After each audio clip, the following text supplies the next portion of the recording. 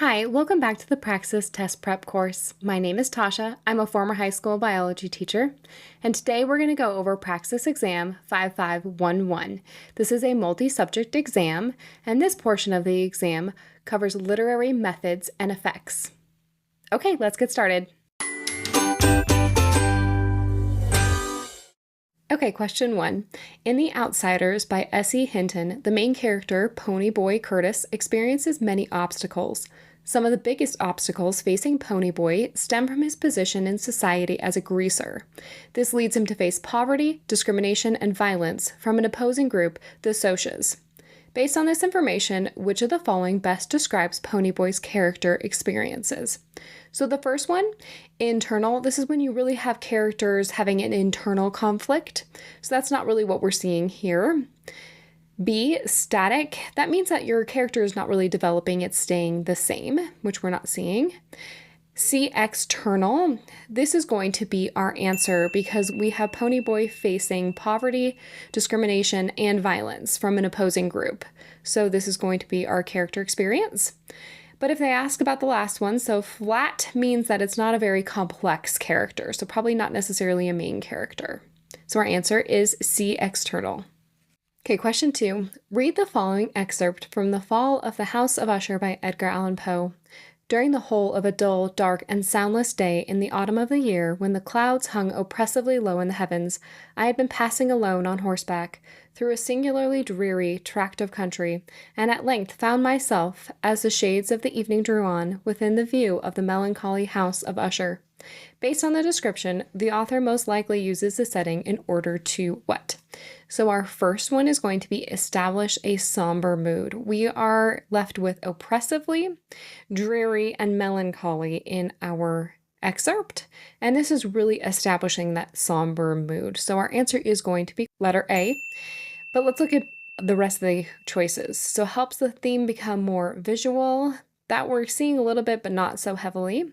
C, enhances the conflict. There really isn't a conflict there. And D, introduces the narrator. They haven't introduced any narrator. So our answer is going to be A. Okay, question 3. With a wagging tail and a lolling tongue, the puppy ambled over and happily licked my face. This description is most likely to evoke A, cheerful, playful mood, silly, flippant tone, and what flippant really means is a disrespectful tone, if that's a question there. C, a critical and cynical tone, and a cynical tone is really thinking the worst of someone or the worst nature in something. D, an objective or curt mood, which means just an abrupt or short mood. So our answer is going to be A, cheerful and playful mood. Okay, last question. Which of the following most correctly expresses the primary difference between omniscient and limited omniscient point of view? So A is limited omniscient point of view provides insights into the thoughts and feelings of many characters. Omniscient point of view provides insights into the thoughts and feelings of one character. So we're looking at the difference between many characters and only one character. So we need to decide what's omniscient and limited. B, omniscient point of view is narrated through the eyes of many characters. Limited omniscient point of view is narrated through the eyes of one character. So this is talking about narration only. C, limited omniscient point of view is again narrated through the eyes of many characters. Omniscient point of view is narrated through the eyes of one character. So for B and C, those are just through narration, so we can automatically cross those out. So let's look at D. Omniscient point of view provides insights into the thoughts and feelings of many characters. Limited omniscient point of view provides insights into the thoughts and feelings of one character.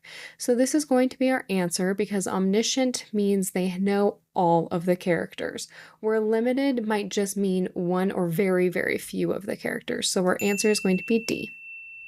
I hope this was helpful. If you're looking for more ways to study, check out study.com for our extra practice problems. As a Study.com member, you get full access to hundreds of practice problems like the ones I just walked you through, as well as targeted instruction for some topics you might still be struggling with, along with some test-taking strategies to help you maximize your score on test day. Finally, we want to hear from you. Please like and subscribe if today's video was helpful. In the comments down below, please let us know if there's any topics you'd like us to cover next. Good luck and happy studying!